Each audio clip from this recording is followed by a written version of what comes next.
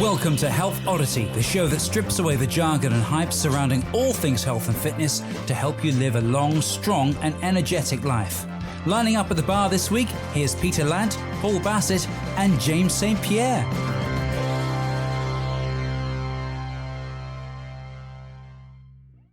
Hello and welcome to the Health Oddity podcast. I'm reliably informed this is episode number 44. So we hope it is. If it isn't, we're losing count, which is a good thing. So that's great, isn't it? Before we get into it, remember that there's a Facebook group where if you come in there, we'll tell you who's coming on to the next episodes, who we've got lined up, what questions you want to ask. So we've already had a question for our guest today, and we'll get into who that is in a moment. But right now, I'm Peter, obviously, if you can't tell by the accent. We have with us the usual suspects. There is a James St. Pierre with his really bright yellow Health Oddity t-shirt on. Say hello, James. Look at that. Hello. Hello. There you go. That was it. Hello. Okay. As verbose as ever. So we'll see how verbose Mr. Paul Bassett is feeling today. Hello, Paul. I'm fine. Don't worry about me. I'm going to be fine. Fair enough. You've had some sleep, have you? Yeah. Good. Recharged. Yes, that's what we like to hear. Sleep's good for you. That's what helps you live longer, by the way, which is what this is all about, isn't it? Yeah. So today we have on a continual, we're in June now, June 2021, and we've still got a continual run of amazing guests. And I can't quite believe who we've had on up until now, and I can't quite believe we've got this guy on as well. So, this guy, who we've got on today is Brett Jones. Hello, Brett. Hello. How are you? I'm fabulous. It's Fabulous. great to have the opportunity to be on. We were doing this. We spoke to Maggie Elliott about this ages ago, about how British people, you ask them how they're doing, and they say, "I'm okay, I'm fine," and all that. And then you ask Americans, and they're fabulous, awesome, amazing. And Brett said you get to choose what you want to be in life, and he chose fabulous. So yeah, we'll love that. Hey, there you go. Yeah. So Brett is the Director of Education for StrongFirst, and he's on the advisory board for FMS, the Functional Movement Screen, as well. Started by Gray Cook, and he's been with that for 20 odd years since the very beginning. Oh, well, let's go back in time. So I got certified with Pavel in February of 2002. Started traveling and teaching with Pavel in April of 2003. Started teaching with Gray. Now, I worked with Gray in my training room. I have a background as an athletic trainer, so still currently certified and licensed. And so from 95 to 97, I worked with Gray in my training room and in his clinics when I was in Chatham, Virginia. Don't let the baby face fool you. That's going to get some real laughs from people that are watching this, actually seeing the video. But I've been around Gray for years. Started traveling and teaching with Gray in 2006. Did the Secrets of DVD series, which led to the development of a lot of the FMS Level 2 stuff, which has been a good part of the program. I had you gentlemen at the CKFMS, or the foundational strength that we did in the UK, coming on 5 years ago now. Almost 4 years ago. So I'm like a bad penny. I keep turning up. Well, that's good. We love it. And also, just for the benefit of the people, we haven't used any of that technology like what they used in The Irishman to make us all look younger. It's just a thing. Exactly. This is natural. We haven't gone back 20 years and got Brett on. You're like, how the hell did you do that? But there you go. I must be filters. using some old technology then. Exactly. Yeah. So like you say, we it was myself and James were at Foundational Strength in 2017, I think it was, at Lily Shaw, which was a great place. And then that was where you introduced me and James into Indian clubs as well for the first time. And like I've just said before we started recording, that has cost me a hell of a lot of money since, because I've got a lot of pairs of them now and Persian meals and all sorts. Yeah. But just so a little background for the listeners who don't know who you are.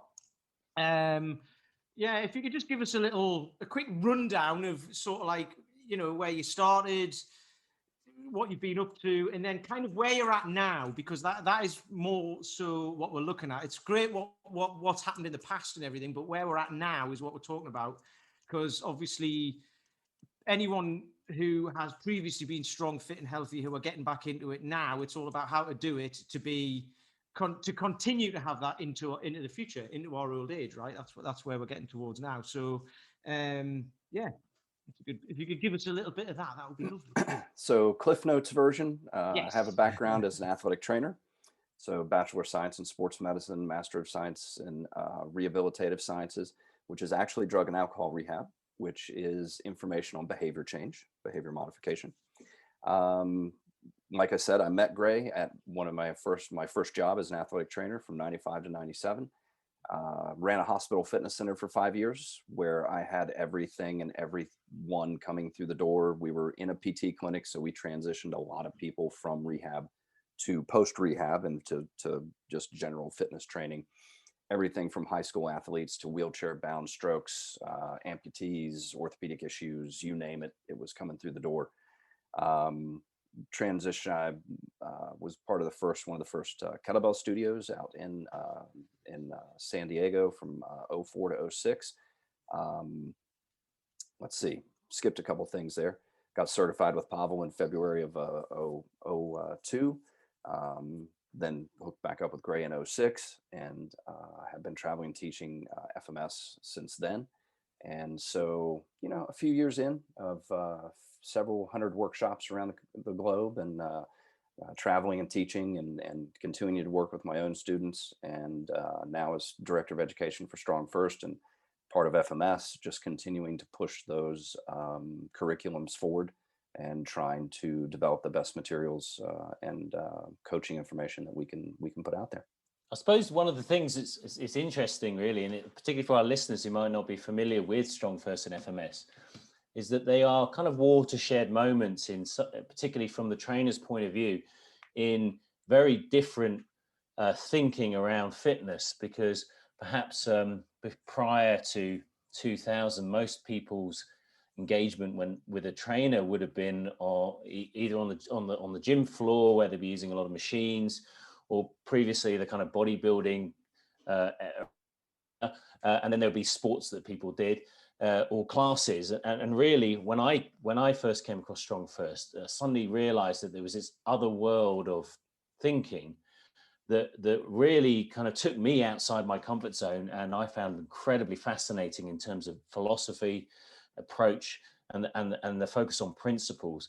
And that's what I just wanted to say, because when you give yourself an introduction, it's almost that there's so much there that both those organizations that you work for and run have offered the changes in perspective that people kind of currently experience when it comes to working with a trainer, whether it's a CrossFit, whether it's someone like ourselves who've really gone through this level of education. So it's a bit of a revolution you've been part of. Well, thank you. It's been, to say that it's been my life's work is not an understatement. This has been where I've put my focus. I've been incredibly fortunate. I've been very, very blessed that I made decisions early on to get involved with certain groups like Pavel and StrongFirst, and Gray Cook walks into my training room out of the blue in 1995 and says, "Hey, my name's Gray Cook. You need any help?" And I'm just like, I didn't know him from Adam, didn't know what was going to become of that conversation. And I think we can probably all look back on, moments in our lives where we met somebody that, we realize after the fact, where it's like, wow, how did that come together? Like that was a really big thing.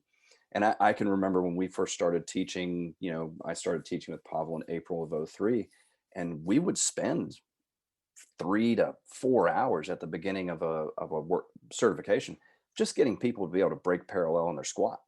Like we'd get 50, 80, 100 plus people, and we'd have to fix 100 squats so that people could get below parallel. And nowadays, it's rare to find somebody that comes in that can't really kind of at least access their full squat. So it's been. Can I ask Brett? Mhm. Sorry, how did you actually first get introduced to Pavel back in in '02 or something like that? What what was the process there? With you actually finding out about him and meeting. So I was working at that hospital, running that hospital fitness center, and one of my part-time employees had gone to college, and he came back and he said, hey, you need to look at this Pavel Satsulin guy. And so I got on and I got Power to the People, got the one of Pavel's original books. And speaking of watershed moments, Paul, and for me, that was the one where I started reading this book, and it was the anti-bodybuilding. It was the focus on strength, and it was a minimalist routine, which has always been part of Pavel's philosophy. And so I started my deadlifting, I started my side pressing, and for clarity, I've been, if you want to say that, I've been every kind of trainer that you can be. I've been the runner and cardio focus. I've been a HIT Jedi, the one set to failure mentality. I've been the functional trainer. I've been the body weight trainer. I've been, all of those different iterations. But then, to your point, I found something that started to really coalesce a lot of those experiences and philosophies.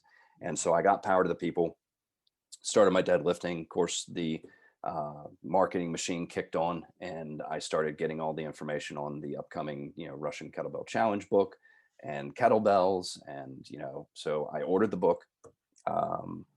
And I, honest to goodness, I read it and I'm like, nah, I can do all that with a dumbbell. And I threw it in my drawer and ignored it. But it was scratching at the back of my head. And so, 2-3 months later, I pulled the book back out and I'm reading. And so I hook up a 50-pound dumbbell and I go try one of the snatch workouts that was in the back of the book. And when the EMS revived me, I said, I should probably get trained in this. And that's a joke for everyone that's listening and doesn't know my sense of humor, which actually does run in a very British direction. That's a joke. But that one experience of actually trying one of these workouts with a dumbbell was like, oh, wait a second, there's something here. I need to go get trained at it. And I missed the first workshop, which was in like October, November of '01. And so I was at the second ever certification that Pavel did in February of '02. And so that's kind of how all of that came together. And then a year later, I made another decision that led to me being part of the teaching team. I went to the Arnold Classic. And so Pavel and at the time Dragon Door had a booth at the Arnold Fitness Classic, which is a massive show here in the States.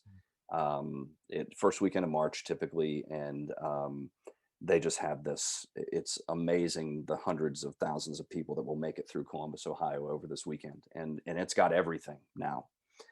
There's bodybuilding, there's powerlifting, there's strongmen, there's martial arts, everything. And so I made the decision to go and visit, and I ended up, my ex-wife and I ended up running the booth for like 6 hours. Like we showed up, they showed us a couple things to do, and then poof, everybody disappeared. And so we ran the booth for about 6 hours and went to dinner that night. And I think I pressed it was the 40 kilo was the biggest bell we had at the time. And I think I pressed that thing like 50 times that day, just demonstrating for people. This is because the challenge was if you could press the Bulldog, you got an ebook. And so people would stop by and try. And so, of course, you'd have to demo. So, How many ebooks did you give away that day? a 3? bunch. Oh, really? Because even you want the materials out there, so you give a few even if they missed the press. So, and there were a bunch of missed presses, and some at the time, probably not dissimilar. I was probably a little lighter than I am right now, but certainly for a bodybuilding based show, I was a little guy, and so I would press it, and then the 250-pound bodybuilder in front of me would fail to press it, and they'd get this confused look on their face and then leave.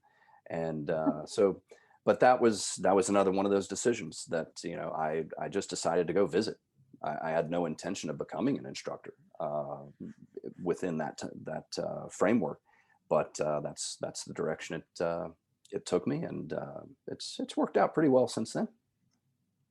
I love stuff like that, because the way you've, especially the thing you said about Gray Cook just wandered in one day and was like, "Hello, do you need a hand with anything?" and what have you. And that reminded me, I was looking up there because I've got a book on my shelf up there called Give and Take. It's by Adam Grant, and that's about stuff like that, about people who ask, or people who show up in your life and may need some help. You don't know who they are, so you could easily say, "No, go away." But I mean, you can't do that with everybody, obviously, but there's certain things that can happen. And then 20 years later, you're either still working with them, or it turns out that they've become this person who can then help you or whatever. So it's all about, doing like just doing stuff and helping people without expecting anything in return. And it just creates a good place to be. And you've obviously surrounded yourself with people like that as well. So like everything, like, the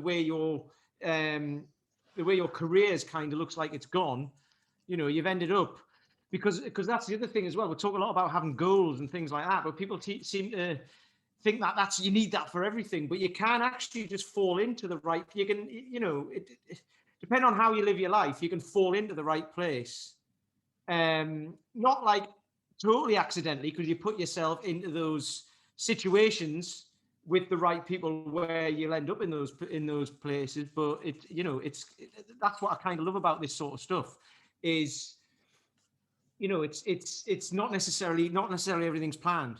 You know who you want to be, and then you put yourself in the position to where like that can help other people, and then you end up, like you said, you've had a happy time doing it all. You've really enjoyed yourself. So yeah. Been incredibly fortunate. I made certain decisions that I didn't know how they were going to impact me at the time. I've been given tremendous opportunity, but then on the backside of that, I put the work in, and I had the background and ability to optimize and really take advantage of those opportunities. And so it's a combination. It's never one thing. It's a lot of things that come together. And to your point, you just never know. That chance meeting, that one decision you make to go do X, Y, or Z can change your life in an instant. So StrongFirst, it provides a solution to how do you get people strong. But for people, and we've had Claire Booth on before, so people who've listened to this podcast will know Claire, who runs the StrongFirst certifications in the UK. Yes. But FMS, for someone who doesn't know what that is, what exactly does that, what problem does it solve? What place does it have in the fitness world? Well, and based on the focus for you guys and the podcast and what the thing that you're trying to accomplish, which is to make aging and health and fitness a lifelong endeavor, and work with people who might be struggling to have a successful journey towards fitness. The question that I would ask and my kind of elevator speech on FMS is, do you move well enough to have a positive response to an exercise program? And that's, that really becomes, because I think everybody can maybe go back in their mind and think of a time when they decided, I'm going to get fit. I'm going to start exercising. It's Monday morning and I'm going to start exercising. And so they start a routine, and then, a week later, I got an achy shoulder, I got an achy knee, my ankle hurts. Oh, boy, my back's been sore since I started this, that, or the other thing. And what that tells me is, and multiple variables here, right? Could have been too much too fast. Could have been, just the wrong type of exercise for that person. But did they move well enough to go into that routine and have a positive response? Because if you've got an ankle that doesn't move the way that it should, well, running, squatting, lunging, a bunch of different stuff is going to be very challenging. Even walking can come up as something that's a negative because you just don't have the ankle mobility to really even do that well. you have a sedentary lifestyle. You spend hours in front of the computer, and so you've kind of developed that sort of posture, position, decrease in strength. And do you move well enough to have a positive response to the thing you're getting ready to go do? And that should make people go, well, I don't know. Exactly. And so FMS answers that question. Do you move well enough to have a positive response? Let's take some things off the table. Let's make sure your ankles move the way that they should, that you've got the shoulder mobility to go overhead or to do the upper body routine that you're getting ready to embark on. And it's really that simple. Because the first principle within FMS is move well, period, move often. And move well does not mean, I didn't say move perfectly. I said move well. Do you move well enough to have a positive response? And I think that's a potential misinterpretation. But it also means you have a baseline. And the industry has done this. I feel very strongly that life in general is just a big pendulum, and we swing to one extreme and one philosophy, and then we come back and we visit the middle, but we don't spend a whole lot of time there. We tend to like our extremes. And so the few years ago, if you're not assessing, you're guessing, to now it's, well, I don't do any assessments. And it's like, well, how about we meet in the middle and say that there's a minimum that most folks should be able to accomplish in order to have a positive response to their fitness goals. So we have StrongFirst, which is strong first, and then you have FMS, which is move well, and I suppose that's move well first. How do they interplay for you? Strength can get you to move well, and moving well can get your strength. And so as long as we're bouncing those things off of one another, we tend to get really good results. And so clearing the baseline, and this is something that there's obviously some fairly big cultural differences and I've been fortunate to travel and be in a bunch of different countries and do FMS workshops. And you go into certain countries and like everybody moves pretty darn well because they have a fairly active lifestyle. But then you find that maybe their motor control or strength is off. And so that's where they need to put their focus. And you go into other countries and other cultures where, a little more sedentary, not as active, the US being a great example, where I know I can do a workshop here and I know I'm going to run into a bunch of shoulder mobility and active straight leg raise issues and tight ankles. Like that's just, it kind of runs across the board. So strength can get your movement can get your strength. Let's bounce those two things off of one another and elevate the results. I think when I mentioned, I think we were recording when I mentioned it, or we certainly mentioned it before when I was recording, that both Pete and I kind of were introduced to Indian clubs by you on the Foundational Strength course in 2017. And I know that you spoke, I think I remember you saying at the time that the clubs they're kind of a complementary form of exercise to the heavy, because they're usually comparatively much lighter and sort of answer a different question again with the clubs. So how did you first get involved with Indian clubs, and then how did they become integrated into the FMS? Because I know we were introduced to them, and then I went on and bought the FMS kind of online course, the Club Essentials course that you did on there. So where did that kind of come in for you? So go back in time here again. In NSCA National Conference 2004, Minneapolis. And that was an interesting event. I was there with Pavel. Michael Castrogiovanni and I were presenting on kettlebell training. And these are the early days, right? We were still really Health Oddities podcast. Well, we were definitely oddities or in those early days as being the kettlebell folks. And I can't tell you how many times I was told in those first few years, oh, it's a fad, you're going to be doing something else. No, not really. Still swinging. So 2004 Minneapolis, Juan Carlos Santana was there presenting with Dr. Ed Thomas. and they were doing kind of a history of physical education, kind of a physical culture. And it's really fascinating. Dr. Thomas is just a wealth of information on the history of physical training across the centuries, really. And just a fantastic source of information. And he gave me a pair of clubs and his DVD there. So I knew about clubs. And, I went home and I didn't know what to do with these things. And after a couple of failed attempts at swinging, I kind of put them down for my own safety. And then ended up Gray looking at Dr. Thomas's stuff, and he brought Dr. Thomas in. And this would have been 06, 07, probably 07, and really got a good foundation. And Gray and I realized that in order to protect Dr. Thomas's information, we needed to get some sort of product out there, because somebody was going to run with this and take it in their own direction and not honor what Dr. Thomas brings to club swinging. And so we did a product called Club Swinging Essentials and started teaching some workshops and things like that on club swinging.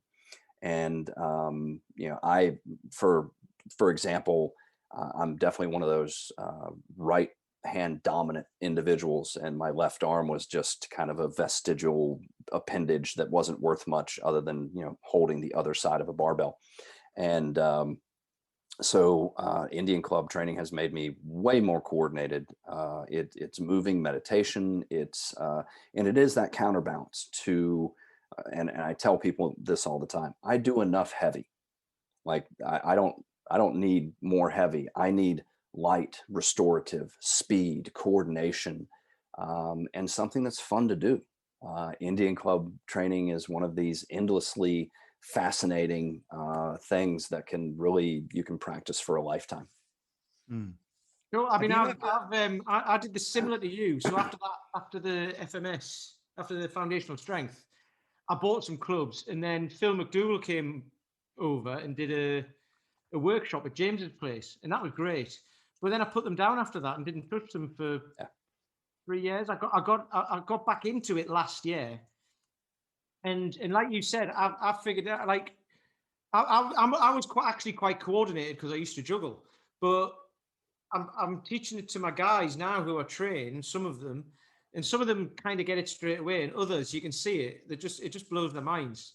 You're like, okay, you can do something with both arms. Now do it opposite arm, like asynchronous, we'll call it, and then all of a sudden you can just see their brain explode, and they're just like, I can't do that. It's like, you just don't know how to yet. And I think that's great, because then that unlocks different kinds. It's going to unlock different mobility, different strength. Because even when you're lifting something, if you can get both sides of your brain working together, if you can get both arms working together, both legs working together properly, then it's going to be easier, isn't it? 100%. That's great. I mean, I use it we've got a number of members now in their 70s, and I know that some of the guys in their 70s love it just from a mental practice, point of view, and from keeping the brain ticking and the brain working and coordination and remembering patterns and things like that, which I think is great, and there's not many forms of exercise that allow you to do that to the extent that Indian clubs do, I think, with the coordination and everything and the balance. Have you ever used maces at all, just out of interest, Brett? Have you? We had Mr. Mace Man Rick Brown on like quite a while ago now and that's something that I kind of do as well, and Pete does again as well. I know. Is that something you've ever experimented with or tried before? I have tried them on a couple of occasions. I have no training or education in them, and I currently do not use them. Speaking of minimalist, I'm pretty much a minimalist. Once I land on something that I feel is giving me the results that I want, I am not very experimental. A lot of people come into these things wanting to be entertained, don't they? We had Fion Tumba on a couple of months back, and he was saying, like, literally all the strength for his kettlebell sport had been built by the military press, squat, deadlift, bench press, and that's kind of what he's done for 5 years, to do it, I've been practicing my swing and snatch and kettlebell training for 20 years, and I'm still practicing. I'm still learning. I'm still that's still a journey for me, and that's a good thing. I think that what's entertaining to me is results, not having fun within a session. When it gets heavy, it's not always fun, is it? That's when it gets heavy. That's when it gets fun. Well, don't they say you ask a power lifter what his favorite lift is, and they say he hates all of them. So I'm equally. I'm on the other end of that spectrum in that I am a squat-aholic. I love the barbell back squat to and I'm going to say to an unhealthy level. I will squat heavy multiple times a week if you let me, and I just love it. There's something about the way it feels to wedge underneath that bar and to take that load and to squat down and come up with it that I just love. And one of the things I've also done in the past, I have a background in some grip feats and grip training, and the way I used to explain bending steel to people was that there is really something unique about feeling steel give way to your strength. And that was another thing. I can be a little obsessive. And so when I got into grip training and bending, I got into grip training and bending, and I went from bending a 60 penny nail to being the 11th guy in the world to bend the red nail in about 5.5, 6 months. What's the red nail? Because we had Jim Hatcher on who bent the yellow nail, and he's 79. He did that on the show, so to speak. So what's the red nail? Just for anybody who doesn't know. So I can't put it into proper measurements, but I can give you the Americanized measurements. Fine. We've got people can search and find the relevant transformation. You know what I mean? Conversion. Conversion. It's a 5/16 by 7-inch long piece of cold roll steel. So, and like I said, at the time I did it, I was about the 11th guy in the world to do it. And that was fun. I enjoyed grip training. I've done a couple other grip feats that were considered pretty good at the time, 5 10-pound plates in one hand, the hub lift with the 45-pound plates and some other stuff.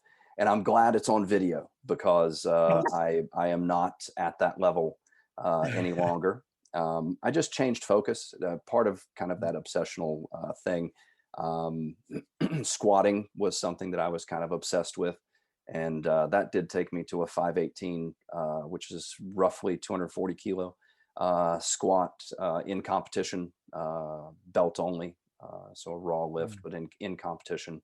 Power lifters will understand the difference between the gym lift and the meat lift. 573 deadlift.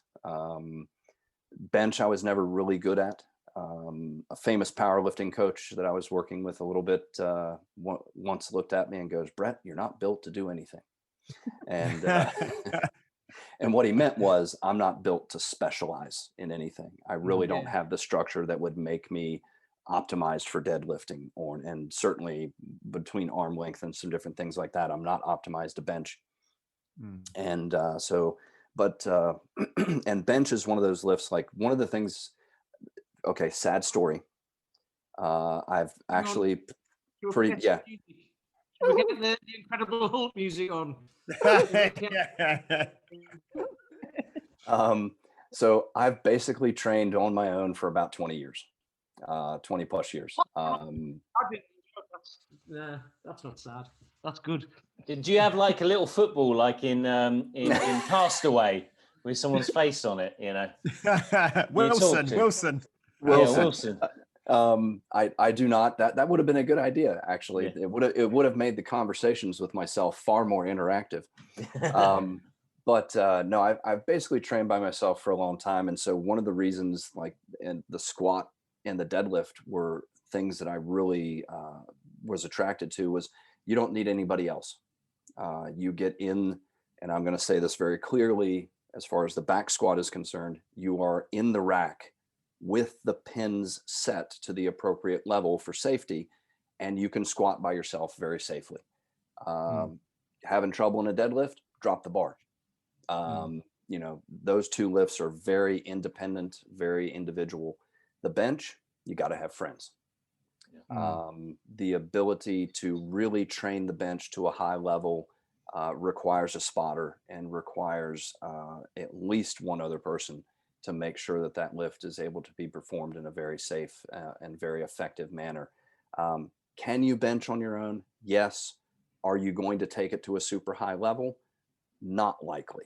Some people will. I know you guys had Riff on, and Riff has a tremendous background in powerlifting and was really good at the bench and actually trained a good bit on his own. And he was able to make that happen. I wasn't. I've got a friend who trains without the collars on. So if it all goes wrong, he just tips it to one side. But you've got to have a really good symmetrical bench for that. Yeah.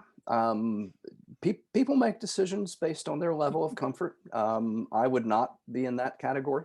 But yeah, it's so those individual lifts and things like that. You know, I've pursued strength in various ways for quite a while, and to kind of bring it back around to the group. So all of that is to say that I have a background in strength training. I've pursued certain things over the years. But I can tell you right now, feeling good feels good. And my training right now, even though I'm back to, we were chatting about it a little bit earlier. I just came through last year was a very interesting year. In addition to the pandemic, I had my battle with cancer last year. So I went through treatment and am currently cancer-free and doing very well. And returning to, yes, big thumbs up and very, I'm happy about that. And but that was a journey. I went into treatment weighing about 205. I was heavy at the time. I came out of treatment at 164. So I lost 40 pounds in the course of treatment. You know, cancer sucks. And the treatment was rough, and I had a lot of pain and problems. And you know, when I started training again after treatment, once I recovered from treatment, it felt like I could start training. For me, I was starting over at zero, and I've had, so my medical history could be another podcast to itself. I've had a bunch of stuff happen, so little of it related to my own training, like no left inguinal hernia. That just happens, right? There was nothing. I literally looked down in the shower one day and went, there's a lump, and had to go get that taken care of. So you know, various things have happened over the years, and I've had to start my training over for various reasons. And but starting over from cancer was really starting over from zero. It was rebooting my training, and I went right back to the kettlebell. A little bit of body weight work, and went right back to the kettlebell. And this will sound understanding. You know, we've talked about my previous strength base. So when I started training again, and I was starting over at zero, for me that was my 24 kilo bell. That's Old Yeller. That's the bell that's been with me for 20 years, and so that's where I started over. And you know, it was heavy when I started over, and but now I'm back up to where, you know, I'm just past a year since the end of treatment, and I'm back up around body weight steady around 183, 185, and I'm almost back to pre-treatment strength levels. And I knew when I finished treatment, I knew it was going to be a year at least to really rehab and come back from the impact that treatment had on me. And so it's been, and just to go all over the place, because that's the way my brain works, is you know, talking about the powerlifting and the things that I did. That was 3 or 4 years after having had a back surgery. So I had an L5S1 laminectomy.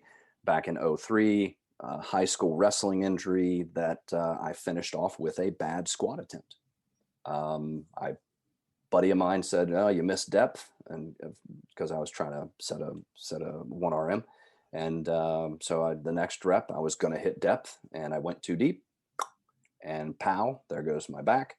End up having surgery, but then I came back to do all of that powerlifting, the beast tamer, all the training that I've done since.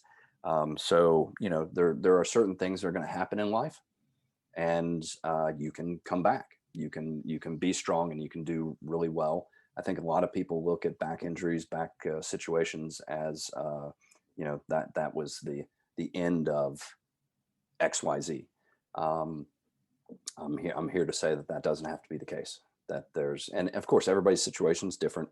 That's not an across the board statement, but working with the right professionals, doing the right training, clearing that movement baseline, you should be able to return to a high level of strength and conditioning. You might choose different activities. Not everybody's going to hurt themselves in a squat attempt and then go on to power lift and do the squatting that I did. But you can certainly rebuild your strength and be well conditioned. So I suppose that's why FMS suddenly becomes very important, because as soon as you've gone through that, you suddenly have to go, well, I have to be a technician at this move, because you're obviously back to squatting heavy weights with what we would say call a trauma of the spine.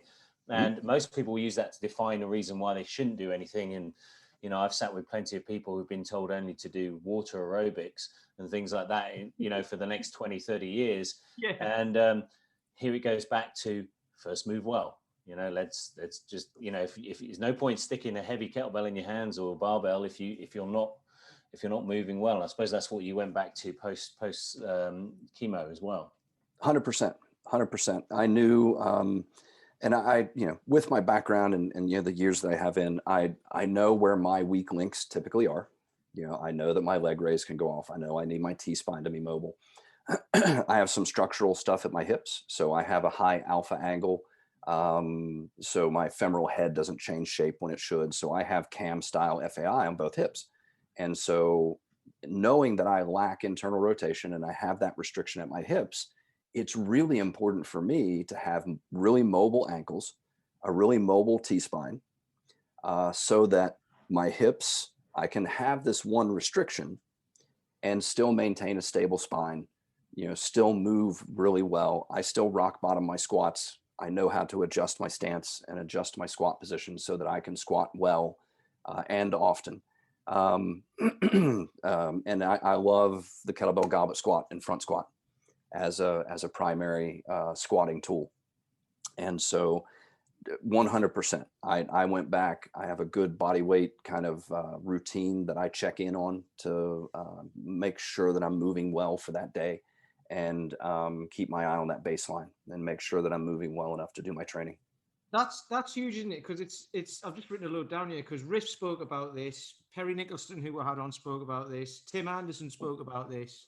And it's kind of, it's just body awareness. You're very aware of what your body can do because you've done it for a lot of years, and it'll be the same for the rest of us. I mean, like some of us haven't done it for as many years as others, but I'm well now more aware of my body, if that's a sentence, than I was 10 years ago, 15, 20 years ago. 20 years ago, I didn't have a clue. I was just an office worker who didn't know how it worked. And Riff was saying this thing about if he does two-handed swings, he gets a sore back. But if he does single arm swings, he doesn't. So he's like, well, it's the same move, but it's obviously slightly different. So his body, that's how it copes with it. Yep. And this is one of the things, like you say, with the FMS and stuff like that. Like it's like a diagnostic tool to make you as a trainer aware of what that person's body can do. But also, in my head, it's like they've got to then understand what is your body capable of. And then you can test it, not with heavy weight, but with a weight, and then test it. And then they go, right, that's tight, that's sore, right? Or whatever. It's like, right, we need to address that first and make you aware of that. And then that doesn't mean you have to give up and you can never do that again. It means there's an issue there. And Perry talked about that. He said, there's people who go out running for like 10, 15 years. And then that one run on that Saturday hurt their knee. And it's like, no, it didn't. It was the tight calf that you had for the 6 months up until that, and it was the fact that your toes, your plantar fascia was sore or whatever, or like, tight hamstring 10 years ago. That was the thing that built up to it. So it's kind of cyclical, isn't it? 100%. Two things I want to key on there. One, you mentioned diagnostic. So here in the States, and this is just a scope of practice / perspective thing, trainers are not allowed to diagnose. That is within the purview of healthcare professionals. Yep. So as the way you were referring to it as a diagnostic tool is the end goal of being able to find those weak links, find those things that need to be improved, those opportunities for improvement. And I've worked with FMS professionals and people that their perspective will be, and I will throw myself under the bus because I've made statements like this in the past. So people will say, well, you can't do this until you can do this. So that's a real negative form of advertising, right? So what we're finding are opportunities for improvement. Yeah. If your ankles lack the movement that they should have, then that's an opportunity. That's not a negative, that's a positive. We just found something that we can change, we can improve, and that's going to make a difference in everything else that you want to do.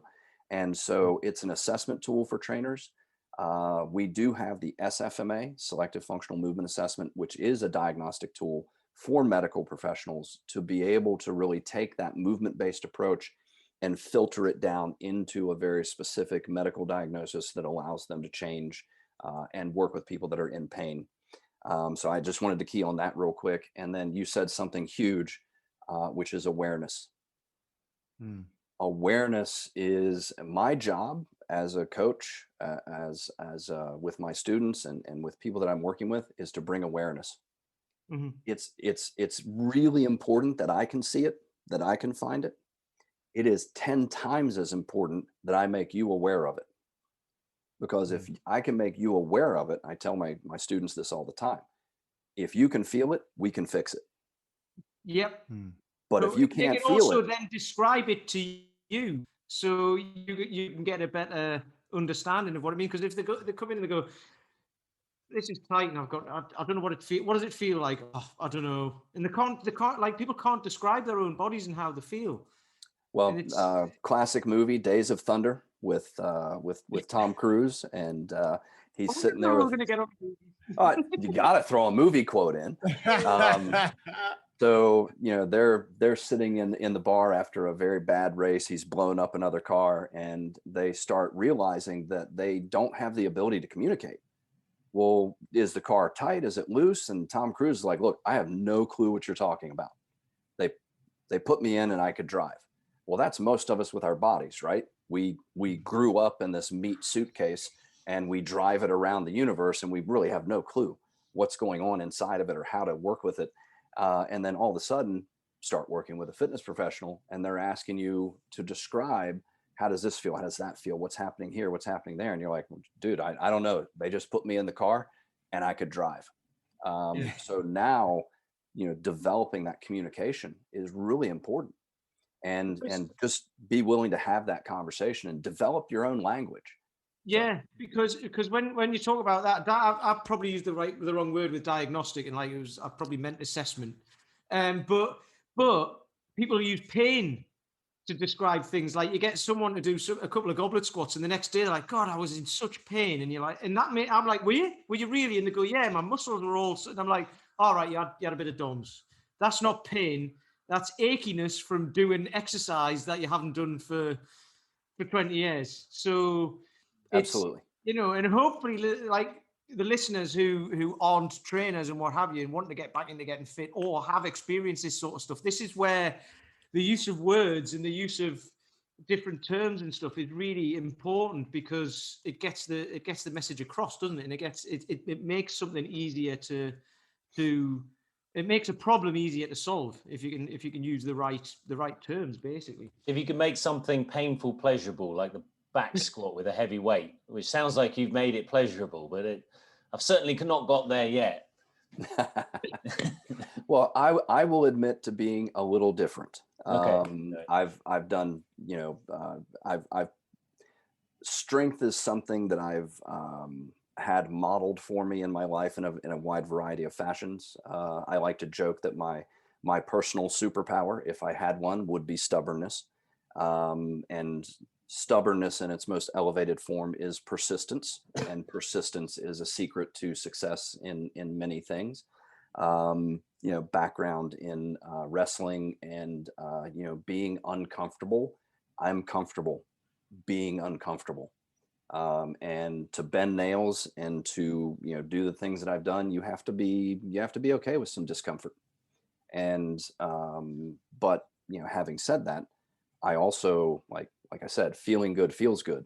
And so my training, in the end, and if you push, and maybe Riff mentioned this because he's a tremendous example of it. If you push to a high level in any activity, you start to realize there's some cost to pursuing that to a very high level.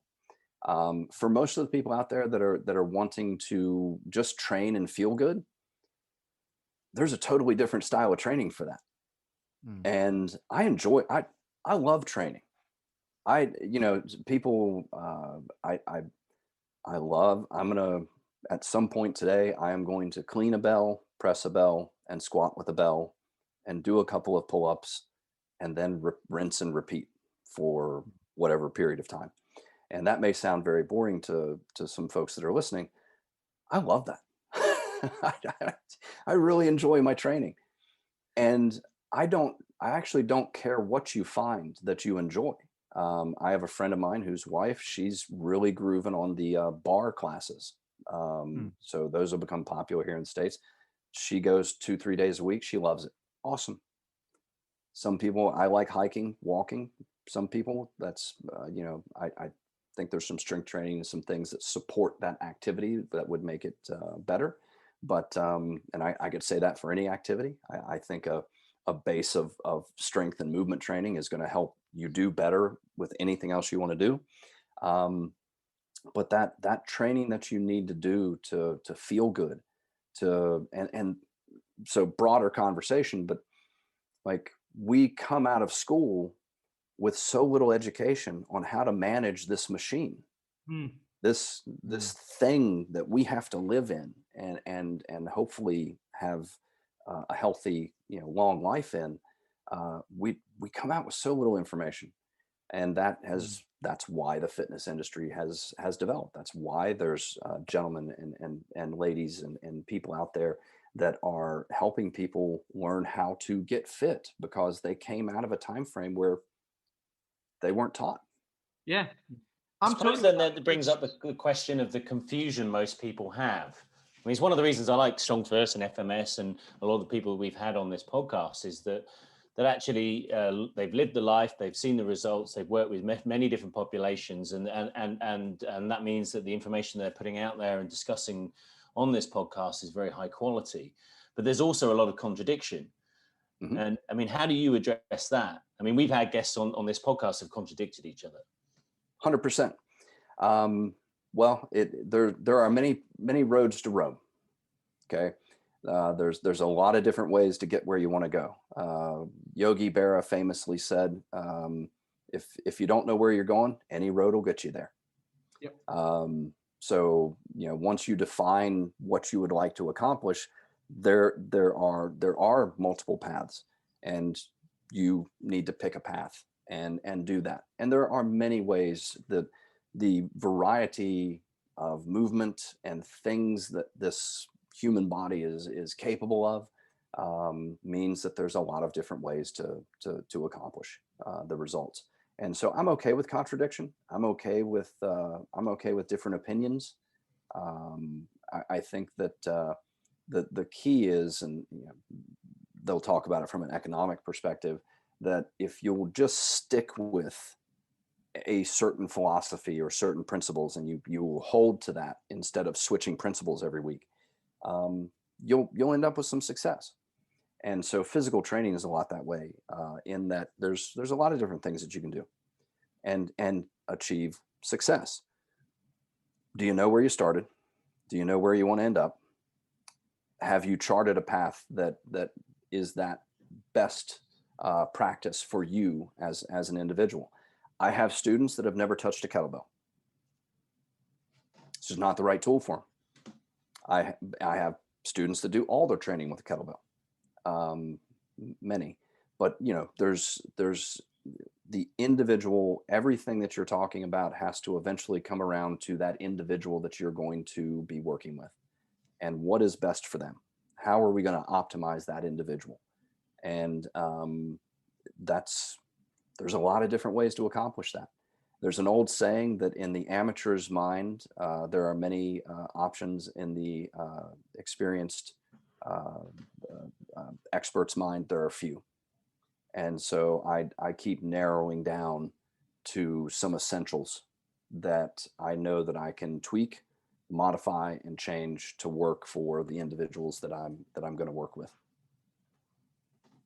Excellent. I was going to say, Brett, I think from what you say and what a lot of our guests, including people like Riff and Jim Hatcher and like we said, Perry and Dan John and these and different people, we actually called, I think, the episode that we did with Jim Hatcher, I think it was A Lifetime of Strength or something like that.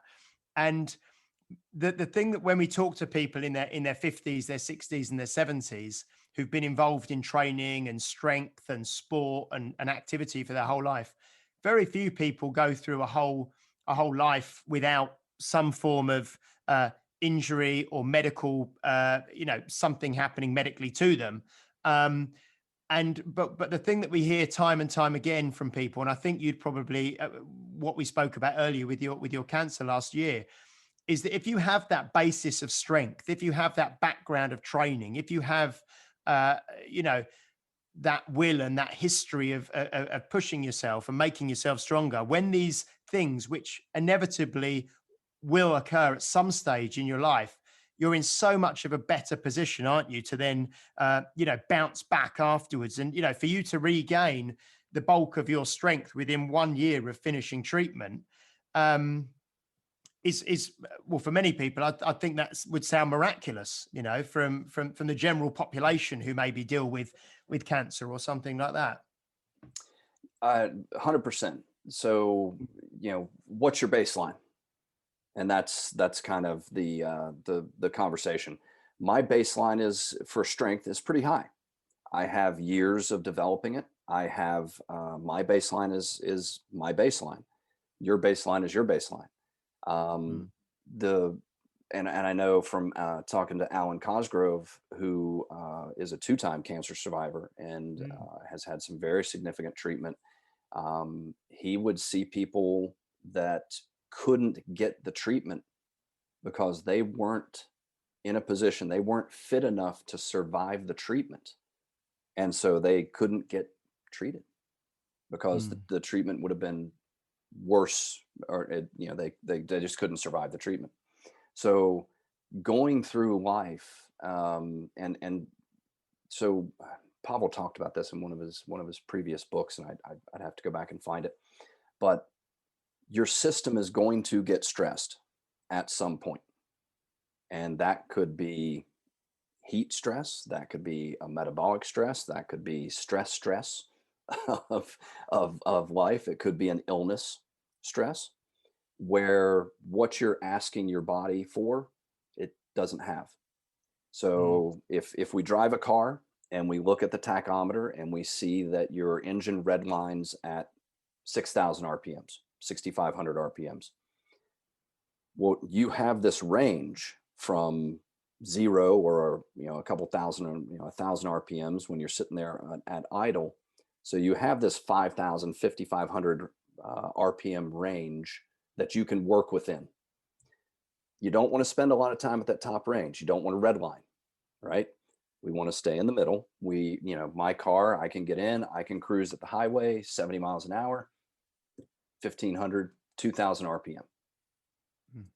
Red line 6,500. Well, I can maintain 2,000 RPM for a long time. Crank that. Fuel economy as well. So go ahead. Better fuel economy as well. 100%. And that's the efficiency. And so but now move your red line down to 3,000. and now cruise on the highway at 2,500. That's how most people are going through their lives. Their red line has decreased to the point where that range that they can operate in and handle stress has shrunk. What I want to do with my training and my life is I want to open up that buffer zone. I want to open up where red line is for me so that I can handle all of those different stresses. And that is from a training perspective, if we looked at it from both a buffer zone perspective and an investment perspective, I think most of us understand that we want to put some money in the bank and get a good return. I want to invest at a low cost and get money back, right? That's a pretty easily understood concept. That's training. I do want to train. I want to have fun. Fun means different things to different people, as we've talked about. But I want to train. I want to have fun. But I want to put in the minimum. I want to get that great return, right? I want to put $1 in and get $5 back. That's the sort of investment that I want from my training and my money. Although I'm struggling to find that sort of return. And I want to open that buffer zone. I want to know that if I end up in a situation where I have to handle a certain stress, illness, physical, whatever the case may be, I want to know I have that buffer zone. Cancer treatment took me to my red line. That took me to my breaking point. And so I now understand where that is for myself. And opening that buffer zone back up is where my training, has really been focused. I mean, I think that's it, isn't it? No real modality is necessarily dangerous. It's how you apply yourself to those things. And we had Steve Maxwell on, and he was talking about certain modalities being not necessarily good for you. But, we've all, for example, used kettlebells for the last, God knows how many years, you for much longer than we have. And we've seen them as a very restorative tool. But of course, if anything's done to the extreme and been pushed your limits, and obviously some people don't know where that red line is, they don't also have any the requisite skill level, and what that leaves them is in a position where they're vulnerable. But it's easy to see the tool as the issue when perhaps it was the approach.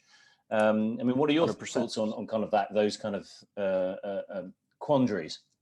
So from a medical standpoint, they'll tell you that the dose makes the poison, right? Any medicine, almost any medicine that you take too much of can become a negative. It can heal, it can hurt. And that applies to so many things in life. And to circle things, bring things full circle, did you move well enough to begin taking on that different modality? Did you push too much volume? Did you push too much intensity? Did you ignore that little that little tweak, right? That little it's fine, goes away after my third set. Hang on. That's still important. The fact that you had to get 2 to 5 sets in before you stopped feeling that pain, hang on. let's just pull back. And so we had talked earlier about the discomfort of training, the sore muscles and things like that. Well, that conversation is confusing for people because now they think, well, it's okay to hurt, right? Because we haven't developed that communication system yet to say, no, that thing you're feeling in that joint, that sore muscle you got from squatting, yeah, that's going to go away. And so having those conversations. So I think that barbells, dumbbells, kettlebells, body weight training. Let's run the numbers on running real quick. Just walking, you're going to take 1 times body weight load every step.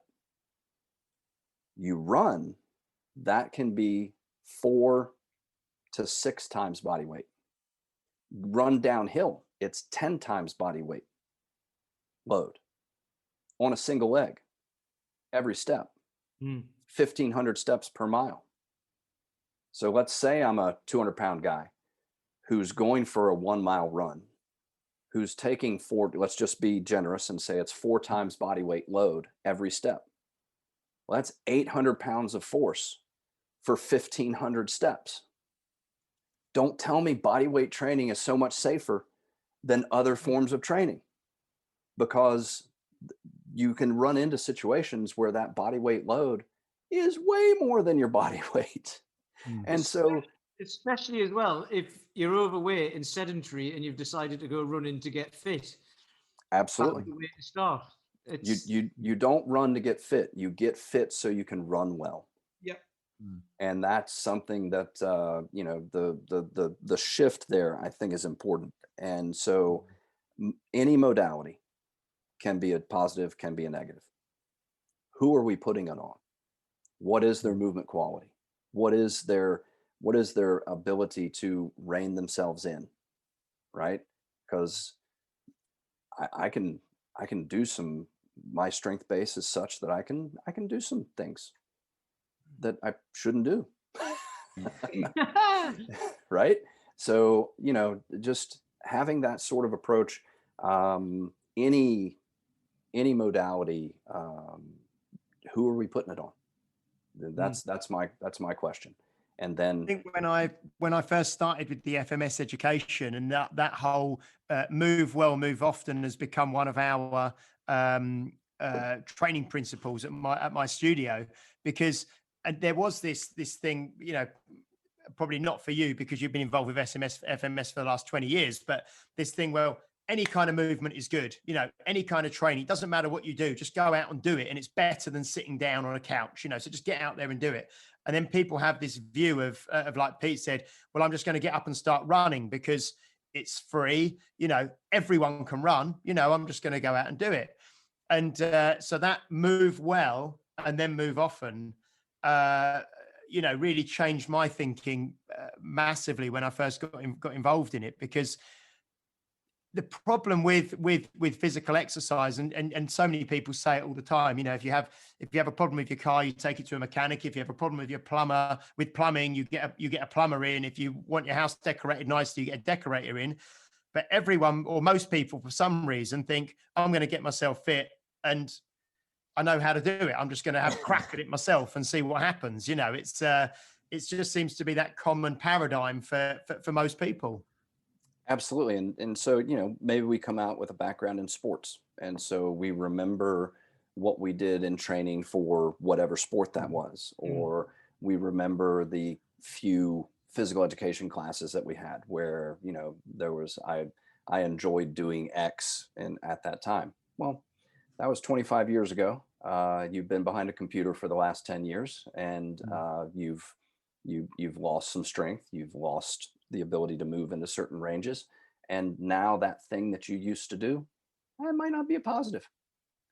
Let's clear that baseline. Let's just make sure we've got that going.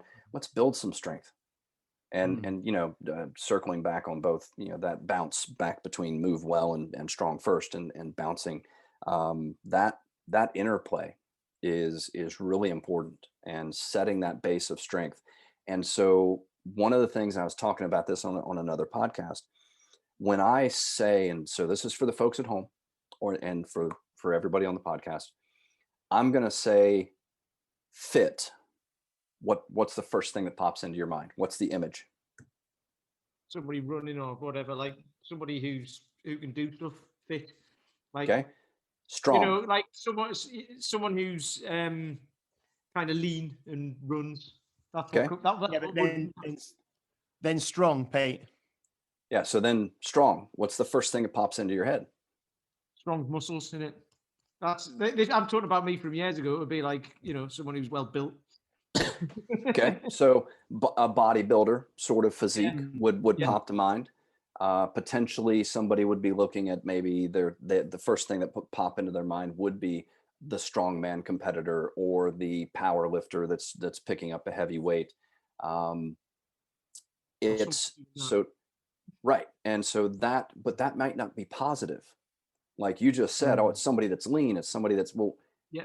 What if that's a negative to me because I've been bullied, because I had a bad experience in school, because the big athlete on campus bullied me and treated me poorly, and that phys ed teacher made me do stuff that I didn't enjoy? Or what if that response? So we're sitting here talking about, hey, we want to get these people fit and we want you living well.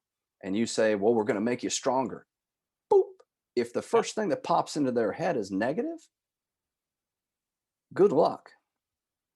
Good luck overcoming that. If you say you need to be fit, and they start thinking about that person in high school that bullied them, or they think about that coach that they had a bad experience with, or PE teacher, or whatever. So, peeling the layers back just a little bit on what is that, because we talk about it all the time here in the States. Everybody knows that they should exercise. That's not the battle. The battle is not convincing people that they need to exercise. Everybody knows they need to exercise. So why don't they? What if it's that negative mental image? It's that negative response. It's that early experience that set them on a negative path that said exercise. Nope. You can't even get exer what? Nope. Ain't happening. This is funny actually, because that's just hit me, because I was about to say something earlier as well. So I wasn't into sports at school because I was smaller than all the other boys. So playing football, rugby, anything like that, I'd just get mashed. So I was like, right, I'm going to be academic instead, which I'm glad I did, because it's come full circle. But then any sort of physical fitness or anything after exactly what you've just said there means that's for bigger people and all that. It's not me. I'm too little.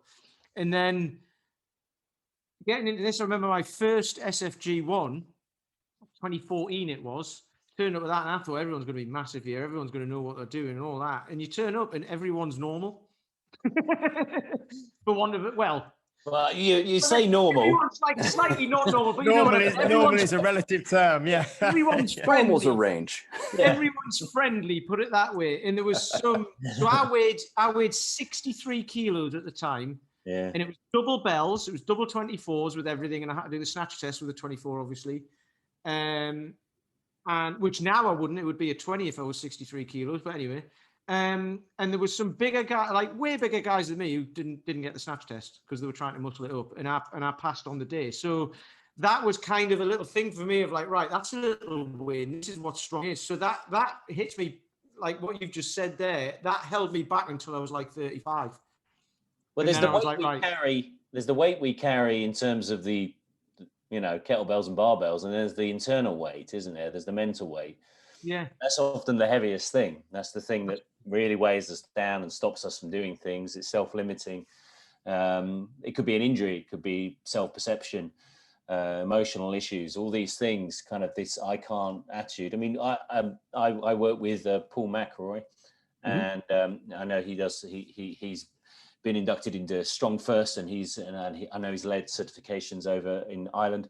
But one of the things I talked about with him right from the start when I started working with him was that it's like these self-limiting beliefs about being strong, And I remember turning up to my certification and I was 73 kilos, and I'm 6'2", so I was pretty I was pretty skinny. I got through certain things on the skin of my teeth, but and you go in there, you think, oh my God, I'm going to be surrounded by monsters. And actually, I was just surrounded by other kind of geeks, really. And I was just stand next to me. I was a skinny beanpole geek, and everyone else was just a bit more muscular, but they were all geeks as well, Yeah. But it's there is something to be said for finding your tribe, right? And finding the people that have that similar experience, as varied as it is. You come in, and I think that that internal weight that you're talking about, when we're trying to have a positive impact on people's lives, you have to, at a certain point, you have to answer that question, and not many people are going to be willing to peel those layers back. But if you can bring them in and you can have that positive experience, and you can give them that little bit of positive reinforcement that starts that journey for them on a completely different footing, that's going to be the one that's successful. So there's one question. The little engine that could, or whatever it is. Persistence. that thing. Persistence. Yeah. So one question, can Pavel use his elbows? Yes. So he does have, he has an elbow that is very affected by a previous military injury. Anybody that has the original RKC video where Pavel is pressing the bell, if you turn the volume up, you can hear that elbow. It sounds like somebody put a Jiffy Pop or a popcorn thing in the microwave. Like there's a lot going on. And that's a previous military injury. That's something that you get to manage over time.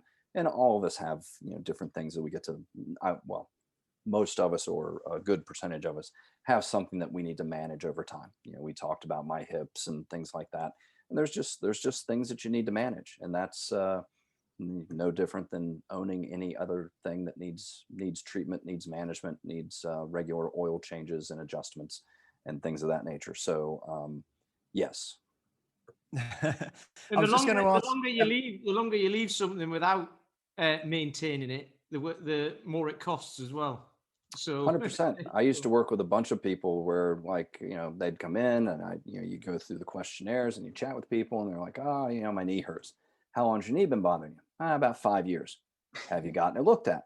Well, no. I thought it would get better. Did it get better after the 3rd year? Yeah. What made you think the 4th was going to be any different? And now we're at year 5 and you still haven't done anything about it.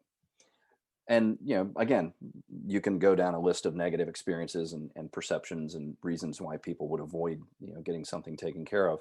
But I think that that answering that question and helping people overcome what is potentially something they know they should do, but they have this internal, often unconscious negative response that is the barrier.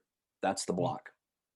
And so hopefully people that are listening will kind of go through that mental experiment on their own.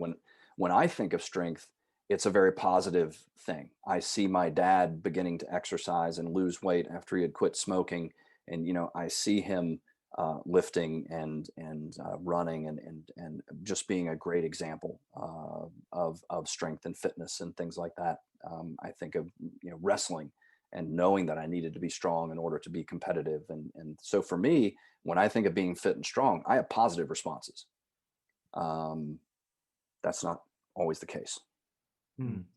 It's actually one of the questions I ask at my studio when people come in. We go through part of the kind of the onboarding process, and one of the questions is do you have any bad experiences or negative feelings about physical activity and exercise and training? And then do you have, so we really try and have those conversations with people.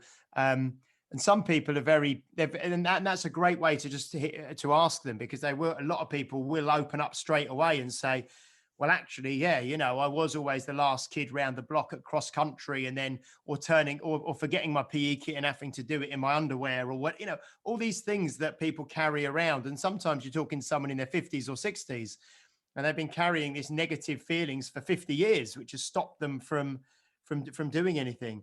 I was going to ask, Brett, we were talking about grip strength earlier, and I've got a number of people. We've got all the captains of Crush lined up at my place, and I shared a video earlier, which was your kind of show reel of strength feats and things. I put it on Facebook because I knew you were coming on, and you closed the number 3 captains of Crush, don't you? Yes. How was that something that you could do quite, because I've got the number, the number 2, I can kind of get to parallel or under parallel. The number 2.5 just feels like it's welded open. So how long did it take you to close the number 3? Was it something you could just do because you were so strong, or did you train for it? So quick story, how I got into grip training was I was contacted by Randall Strawson of Iron Mind to go be the witness for James Smith certifying on the red nail.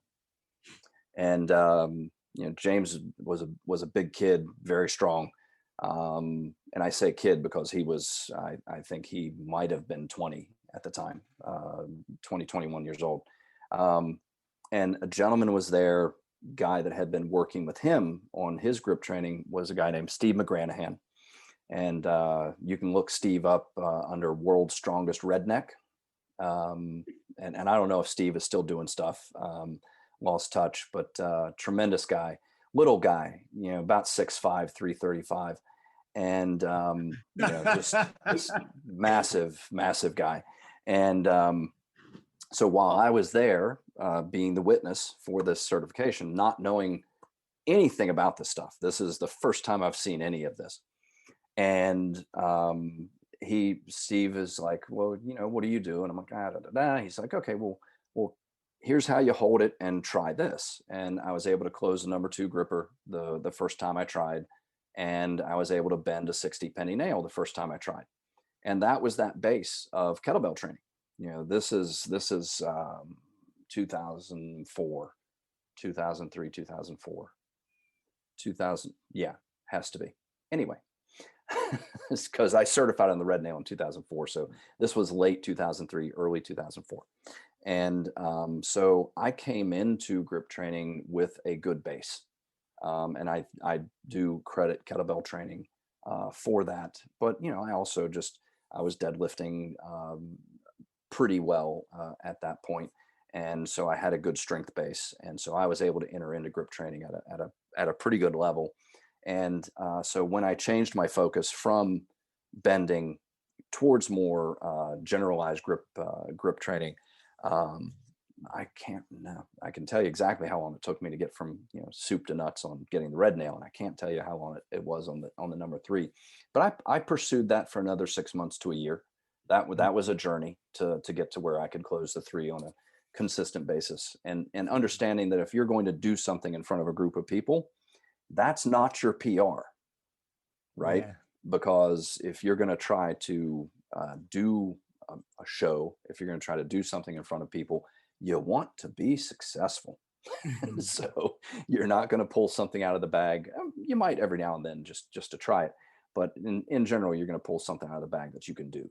I mean, one of the things that I would like to see, and it's quite a feat of strength, is if you try and open a glass jam jar with wet hands. So if you can do that, then I'll be pretty impressed.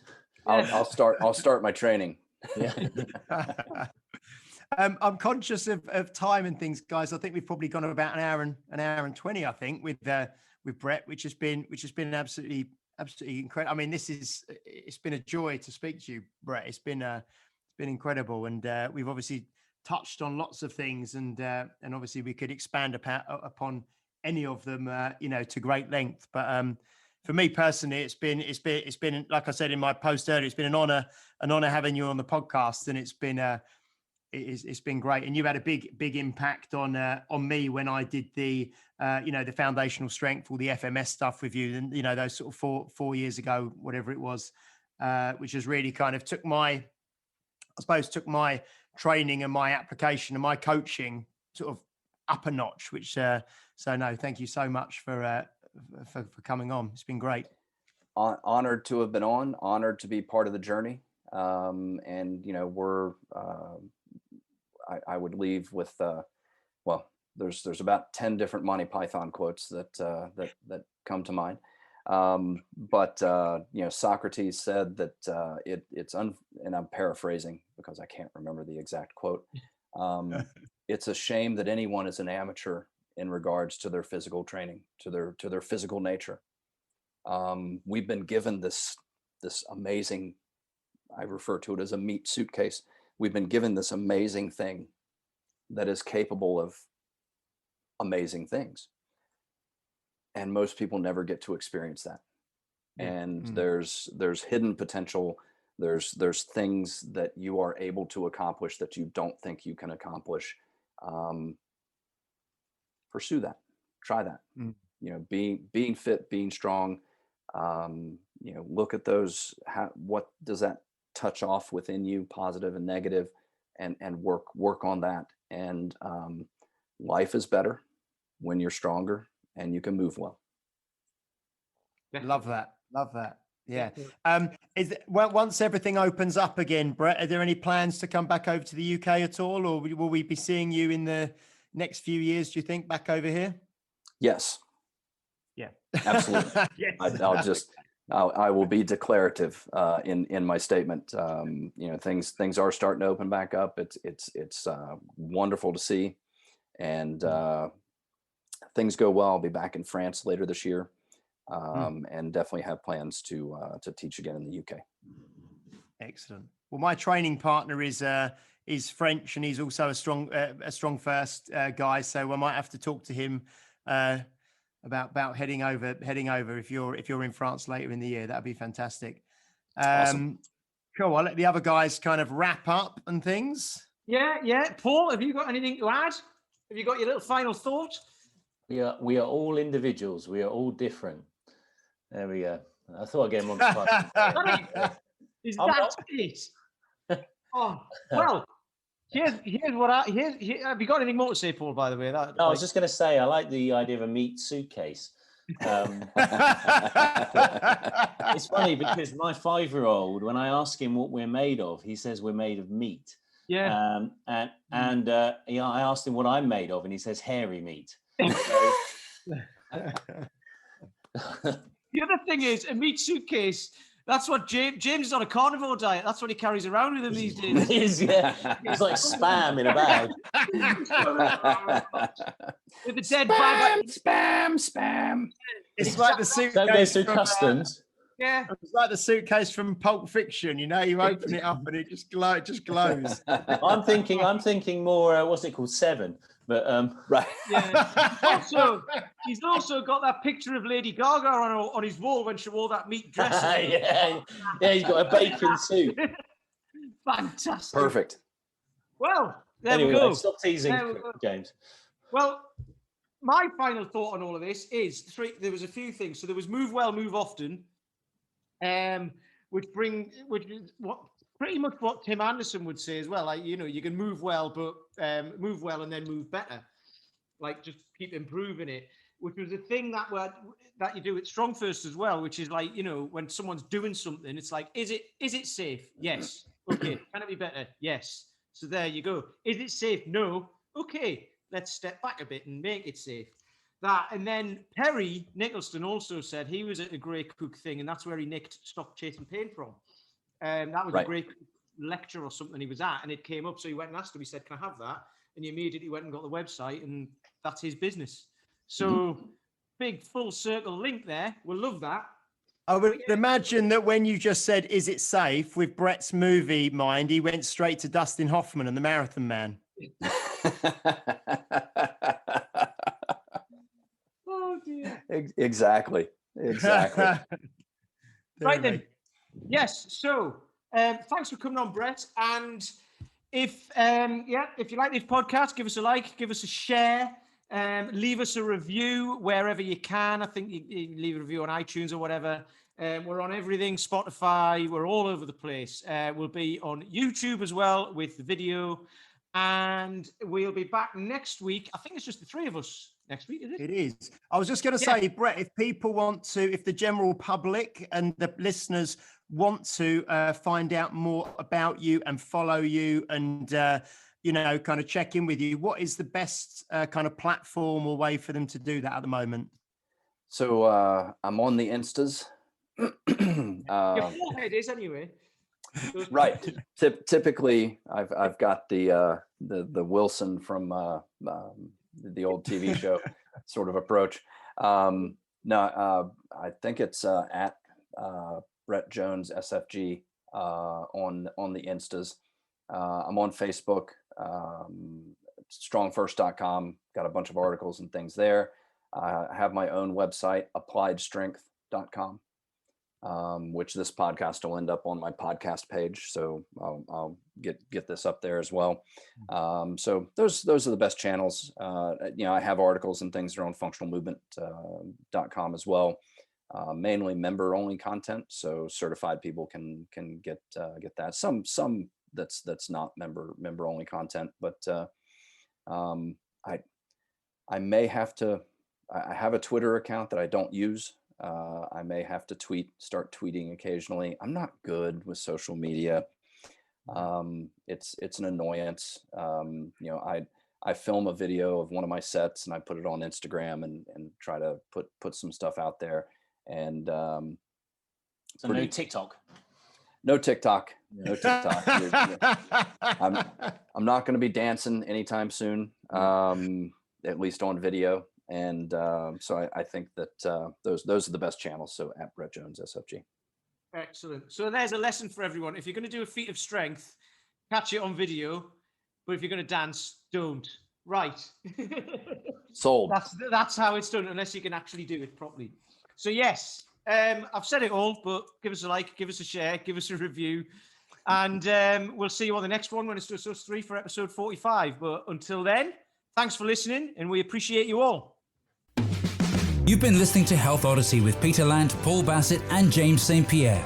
To get your regular fix of hype-free health, you can subscribe and leave a review wherever you get your favorite podcasts. You can find out more on today's and other topics at healthodyssey.com or find us on Facebook or Instagram by searching for Health Odyssey.